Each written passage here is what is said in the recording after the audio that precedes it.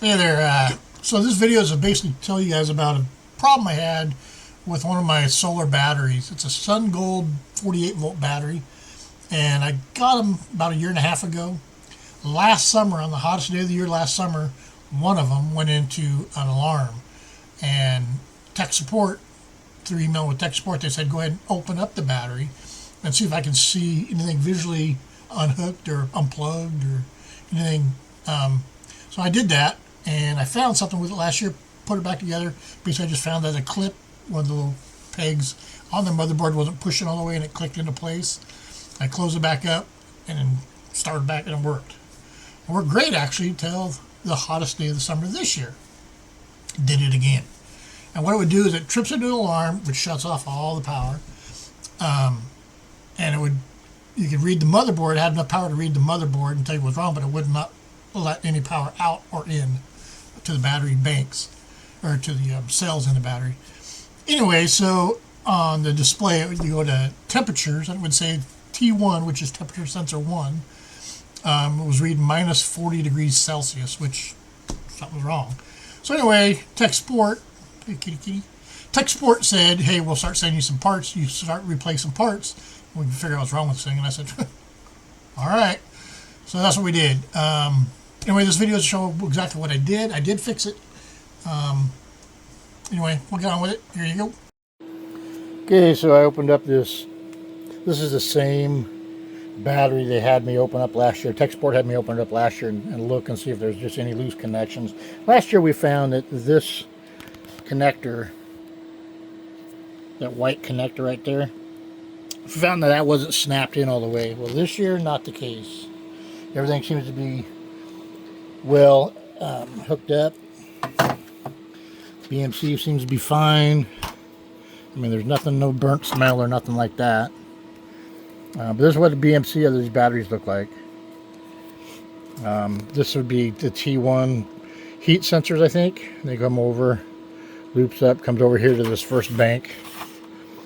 And I open this, pop these little things out, and I looked at these wires, and they all look just, I mean, they're all attached right there. You know, they just go down, they attach per each one. They don't, they look fine. Yeah, I'm not really sure what this could be. So I'll be calling them back up and saying, hey, here's the serial number of this thing. Let me know what to do. Okay, so they sent me new pieces, a new BMC to replace this BMC board. So that's what I'm going to do. I'm going to start taking this apart, put the new piece in. They're saying it's either this or it's the harness, but it all comes together as one piece. So let's get started. Yeah, it needs to be up. If you push it in, I actually somehow got pushed in and pushed down like that. That's like a safety. It's now off. Now it's on. I'll also tell you, make sure you got the right size for these screws, because they, well, you know where they're made. They strip out really, really easy. And so when you torque them down, I would not make them too tight. Also, to get to the BMC of this, you just only need to remove the screws around the face of this. You don't need to remove the actual pan, the whole housing, just the front, and it'll come right off. Okay, so number two, our battery number 2, here's our problem. Power's on, we have no lights, we have no display, and all the parts in here are brand new, BMC wise. Push and hit the button here, the reset button. 3 seconds, even we'll hold for 6 or whatever, it does nothing.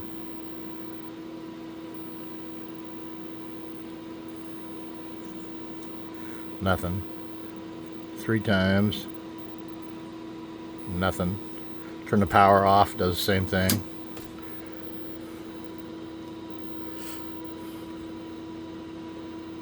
If I put the old motherboard back in, it does turn on. It still gives me the alarm. But this is all the brand new stuff in there now. It just does nothing. So like I said, if I put the old motherboard back in here, the old BMC, it does actually come up and everything comes on and it gives me the alarm. And on the computer, it doesn't actually see it because there's no power to it. There is power on the, actually when I first plug in the little red jumper in the inside, the lights come on for a second or two, and then they go out and never to be revived again. So I'll go ahead and turn on the computer and verify that it's not seeing it today. It did not see it yesterday because it's like there's no power to the motherboard. The motherboard's just not talking.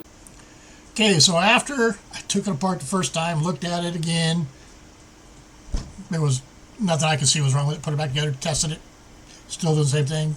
T1 alarm, minus 40 degrees Celsius. So then tech support sent me some motherboards for the BMS, and I replaced all those and started my my adventure. I got all that stuff replaced. They sent all the motherboards and all the cards at one time, and the initial patch cord that went with them all. Replaced all those, and they originally didn't come up at all. And so they actually sent me a bad card. Took that card out, which was the card with all the plug-ins in it. That was bad, so I put the old one back in, and it finally came back, had power, but I still had problem with the T1 temperature, even with all new parts, all new except for the wiring harness that goes to each cell of the battery, and it also includes the temperature sensor. Anyway, so I finally got the right ones, put those in, and that's what fixed it, is that wire sensor. Anyway, we'll continue with our video and show you how we did it. All right, so finally got that battery fixed. It's taken a few months working with tech support, because you write an email and then they answer you the next day. Anyway, they sent me all the parts, piece by piece, to replace the BMS in this board, and this battery, I mean. So we replaced everything and it still didn't work. I think they actually sent me a bad motherboard, which is what took so long. Anyway, so after all that, it still didn't work. So then they sent me the new harness that goes up and feeds the battery bank itself. There's 4 plugs. Remember the 4 plugs that plug into the back of this motherboard? That go up and actually read the voltage on each battery, and also the temperature sensor. Well, on set number 1, which is up here, the first 4 batteries, it was reading a minus 40 temperature, and so it basically went into alarm and wouldn't work. So in the long run, what we ended up doing is they finally sent me the right wiring harness for this battery, and it turned out to be this little temperature gauge. It gets glued onto the top of the battery bank of that first 4 batteries. Well, this little thing's bad, so I just had to replace the one harness out of the 4, and it fixed it.